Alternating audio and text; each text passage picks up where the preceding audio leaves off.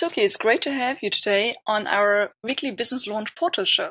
It's great to have Suki, and let Suki tell us how he got his very own successful business started. Suki, can you tell us about what Thank you you very do? much. To be very clear and sincere, I'm actually, I suppose you could say, a healed entrepreneur. Somebody who's basically spent a lot of my time hereditary from my background of history of my family, who's been involved in kind of, we could say, industry, entrepreneurship, business from a very young age. So nothing sort of new to me. My history is near on 100 years worth of lineage. So we've got a lot of experience in helping people grow individually, as well as our staff, as well as our team players, as well as ourselves, both spiritually as well as practically, seeing exactly where the keys are to actually growing your business and going forward. So my history has come back from very clearly within property and property ownership in theory, but then also very strongly within, you could say, the electronics industry. So I spent a lot of my years kind of profiling and creating a brand new wave of kind of what we call in-car electronics authority, some kind of lovely knowledge around that sort of context. So in-car electronics, what I mean by that is basically stuff along the lines of in various countries, I know this is an international platform, when you have mobile phones, hands-frees, etc., for your car, for your mobile phone, so you're legally driving, installation of that kind of product, taking audio, sound, because we all know sound vibrates and resonates with us in every single way. Also is an emotive, so it changes our emotion. So that was very interesting to me, being involved in psychology at a very young age, understanding how we could up people's resonance. So they're the sort of key drivers in that. How did you actually get started? Okay, thank you. What a beautiful question. This is very important. I believe you've got a very young audience who's listening to this kind of stuff, to this interview. So going back to that logic of how I was inspired in this context, is my father and my mother, and they are very pragmatic and successful business people and entrepreneurs themselves. That type of knowledge of having a soundboard at a very young age and knowing that that's where I'm going to go into my business, so it's the self-belief element, drove me to start business very early. So my very first business that I took over was a family-run business, and it was an organized retail environment, retail outlet, which I then turned around and spent my time. It was housewares, electronics, car, sort of in-car electronics and stuff of that nature in a household environment. So a very humble business to start off with, but it was my father's very first business. The passion was there because it was our family heirloom. So it was historically very important to me. So the tender age of 18, in fact, even earlier than that, when I used to shadow my father on many different occasions, we used to spend a lot of time together, and wherever he went, I went kind of thing, because I'm the youngest of all my siblings. But at the age of 18, I decided to take the plunge. And the most important thing is I decided to take the plunge.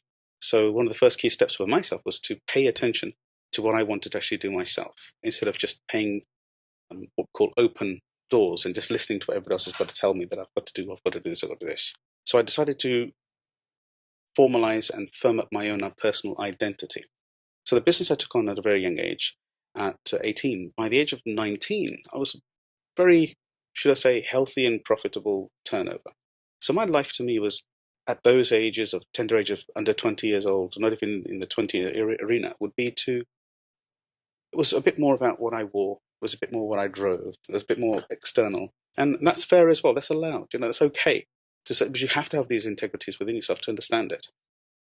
And then towards the age of about 19 or so, I started changing a little bit. I woke up on many, many weeks and months, and I never really felt engaged. I felt as though I'd turned large amounts of money over, but something within the business was boring me. I wasn't that interested, intrigued by the business. So these are key aspects of business. I mean, I know we're sharing this in a very open way. You really have to be excited about your business. Something about it has to turn your dials up, switch you on, get you energized, make you want to get up in the morning. And I was kind of missing it because, to an extent, I inherited a small business that was not necessarily financially viable. It came from a lesser turnover, which I turned into a profitable business. But the key point was that I didn't feel the buzz. There was something missing inside the business. So that very first business I then looked for, and I started listening for trends and listened to my own emotions. And I was very much musically connected. So I used to love vocals. I used to like singing. I used to like music as a whole. And I thought, how can I take a hardware business or a retail organization and connect it with music? So the smallest of things of introducing the sales of music, that means for the kids of today, you probably won't realize that there was audio tapes and cassettes, which Monique and I I are still remember. very much of the age group to remember. So we had cassettes and we had CDs, which was a new phenomenon in those days. You're talking 1990 sort of time, 1991. And what I decided to do was to interject my excitement of music into our own business. So the idea came up that, why don't I just, if I like buying these CDs, why don't I try selling the CDs? Maybe they're just different set. My father taught us at a very young age, my parents both said, if somebody can employ you over there, you can employ somebody too. So it's very simple. If somebody can make music and sell it to me on trade, well, I can buy and resell it to retail as well.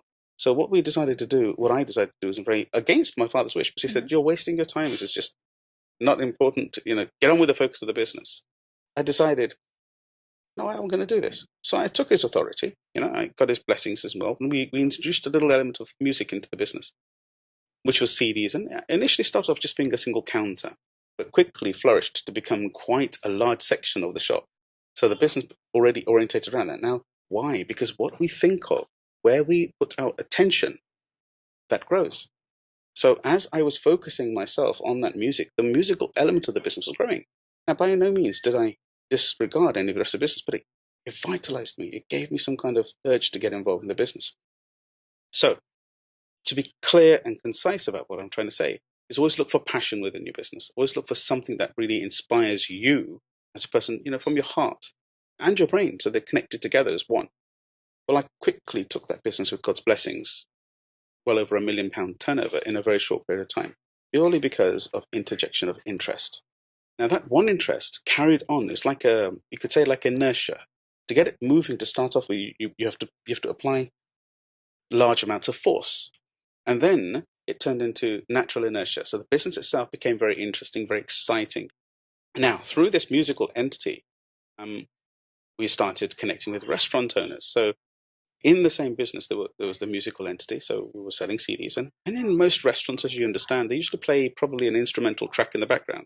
Well, that was very hard to come and find. So always find the niche within your interest. So find out, is there a client base for this? So research, marketing. Is it clear? Do some market research and clarify. Is there a solution available to a problem? Is there really a challenge out there? So I started just talking to some people, and then one or two of them just started talking to me. And I became aware, and they said, can you do me a favor? Can you find some instrumentals for me? And so literally 1, 2, 3, and I started to realize a market for this. And then I realized that the instrumentals didn't used to sell much in my suppliers. That also meant the product was cheaper to buy. So not only did I have a market call for it, the product was cheaper to purchase. So to me, all I understand is that seems to be sort of like a mission made in heaven. So it's like, it's so important to see that you must have margin in what you're doing. So I used to buy them, and I used to sell them just to businesses. And they started buying the CDs very regularly. Now, with connection with these CDs, I didn't realize that in my local Peterborough, UK city, where I'm born and bred in the UK as a British Sikh, I didn't realize that there was a near on 40 in a little small city, 40 Indian restaurants. Now, these restaurants used to slowly buy CDs from me, which led me into a brand new marketplace. So the key point here is have interest in your industry. It will open you doors.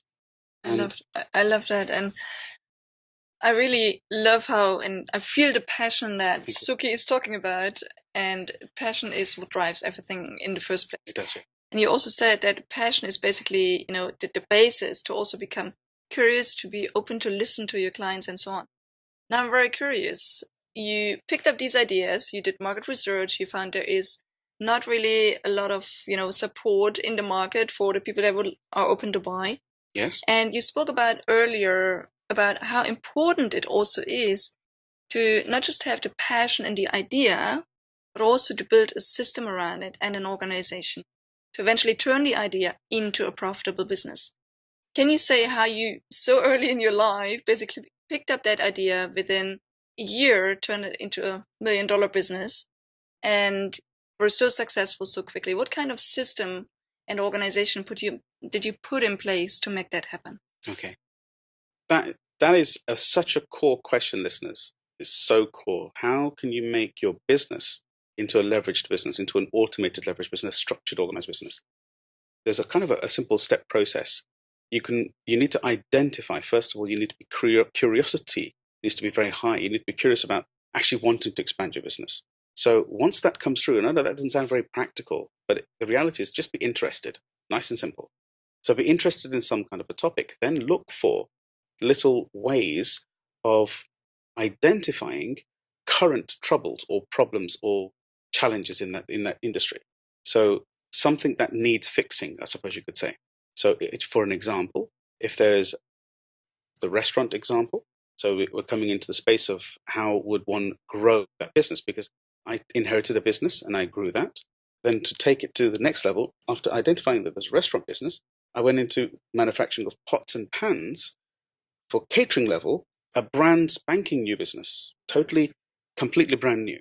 Now that then led us to grow into a new niche market where we became the sole providers of most of the restaurants in the environment, which within itself formed to a near £1 million GPB industry.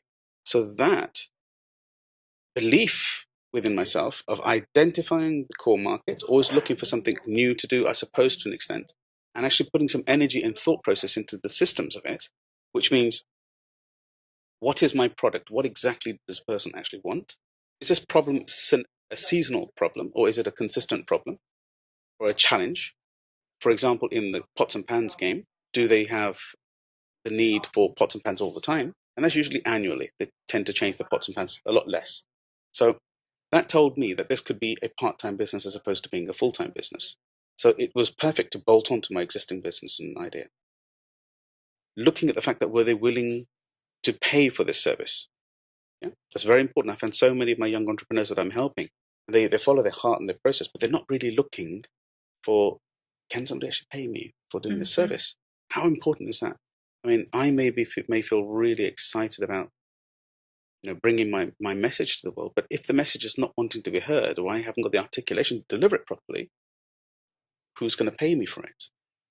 So if that's your intention, if it's not, make it your intention, because survival of any business is about payment, is about profitability and sustainability. So is anybody willing to pay for it? And what is the current market price if anybody is servicing that environment? Is that going to leave you with enough margin? What's your costs of delivering that same service to people? And if there is a clean-cut margin, what do you need to do? What processes do you need in place to physically be able to deliver those services? So in this current day, if I was to try and say that I'm attempting to get more young entrepreneurs into business, which I am.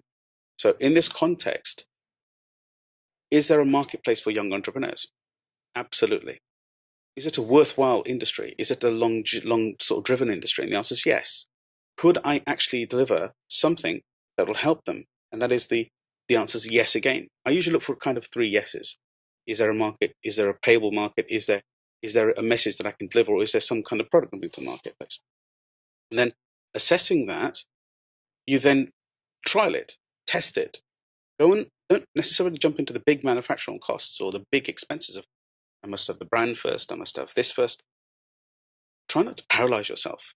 Go for the product first. Get to the point of creating the first transaction, because the first transaction of actually paid transaction opens up the flow in your mind of belief that you can actually achieve it. So I'm not sure if that's helpful to yourself, but the very first transaction should be celebrated.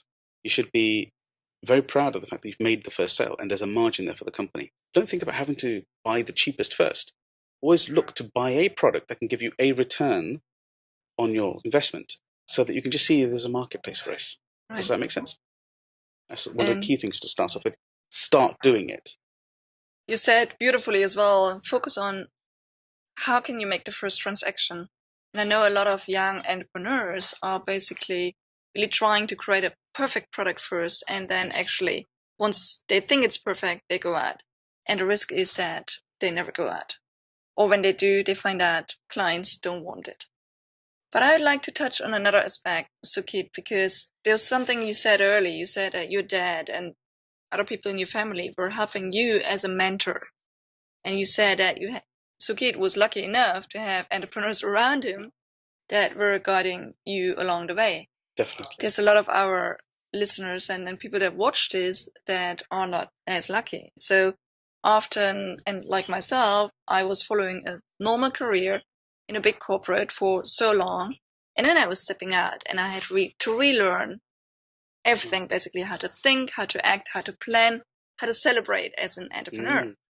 And having a mentor is so key. How can people that don't have mentors in their family or in their direct environment, how can they find one?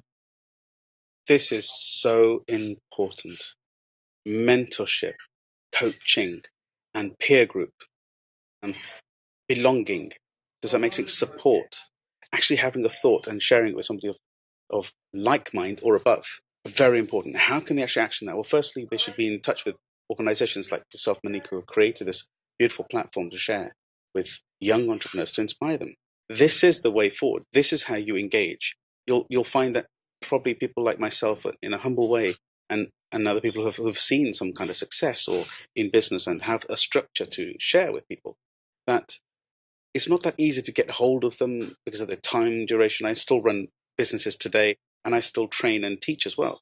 But these are the type of people you need to connect with, inspiring individuals, people who are what I call inspired in their mind. So networks that keep you connected with your industry, people who hold you to a higher order, people who will test you and may not always say something that just sounds great. They may push you a little bit. They may progress you, but in maybe in a way that doesn't feel so settled to start off with. Don't be frightened of that.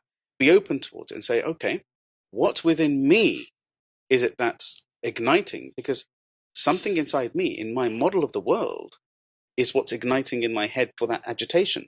So what is it within me that's stopping me, or that's making me resent this advice that's been given? Because somebody sharing advice is usually something that's going to save you many years of trials and tribulations.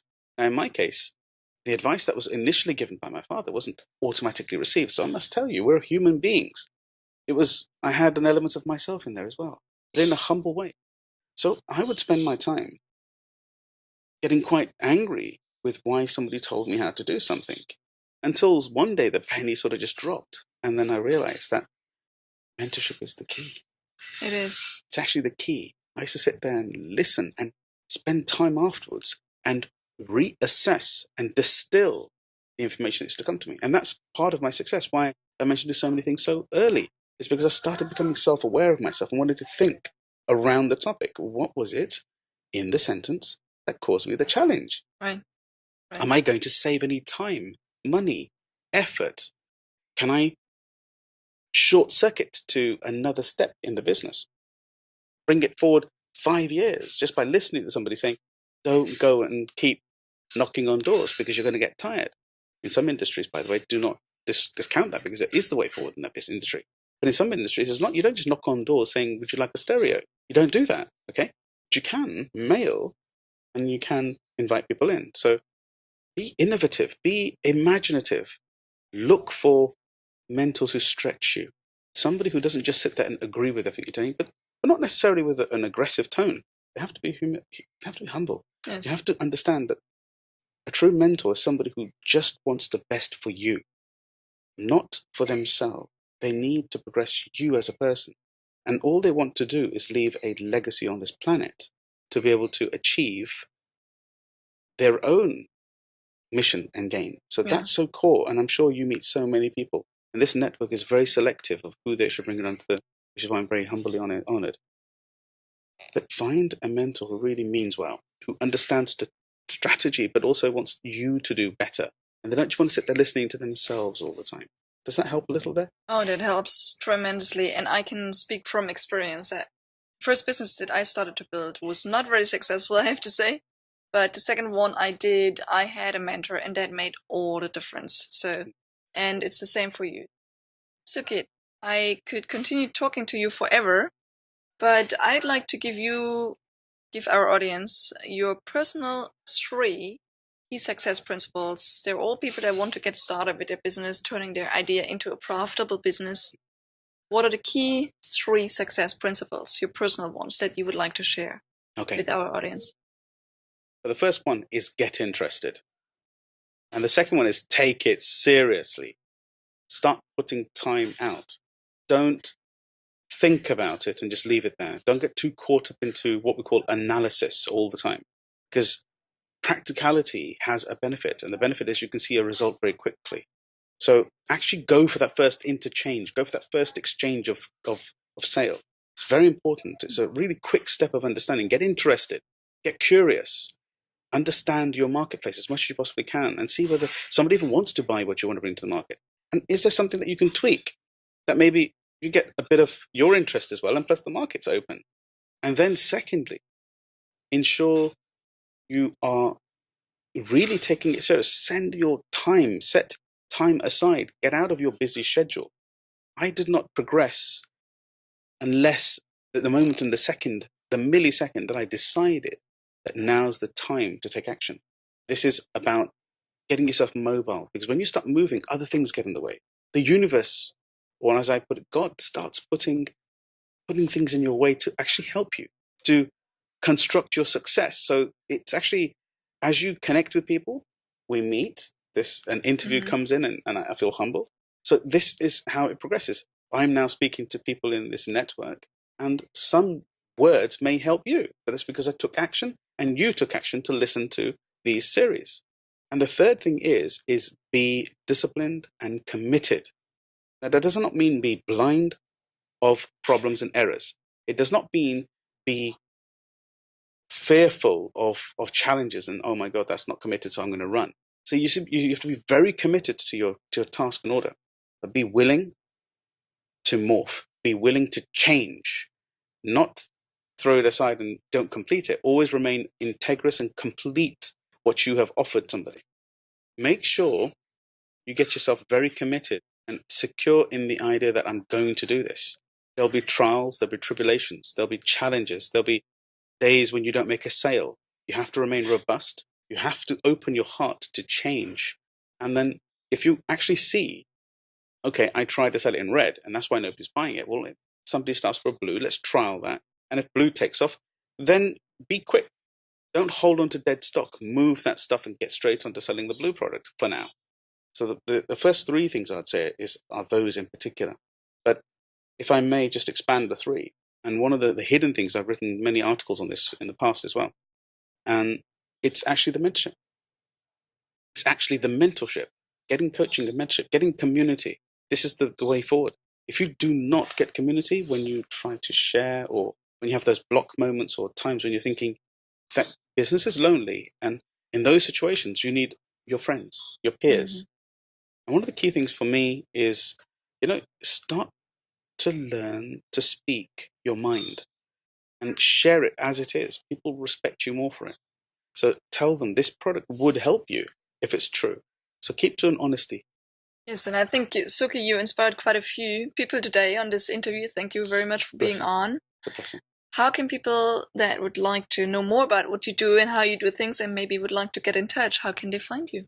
My name is very easily Googleable. It's Suki, Sukhi. And there may be other languages, so it's easier in English. And my surname is Wahiwala. That's Wahiwala. And all you need to do is put .com on the back of it. That leads you straight to myself.